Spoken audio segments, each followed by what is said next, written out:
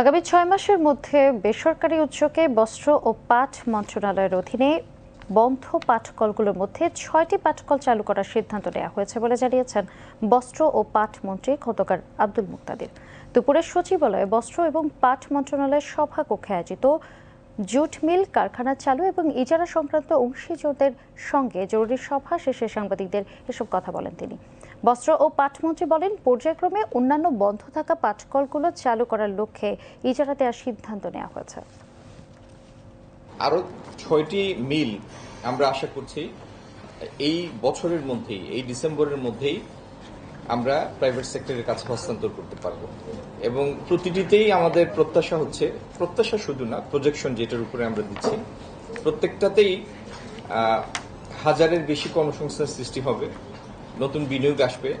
২০০ কোটি থেকে ৫০০ কোটি টাকা পর্যন্ত মিল ভেদে আমাদের কাছে বিনিয়োগের এস্টিমেট করা আছে, প্রজেকশন আছে।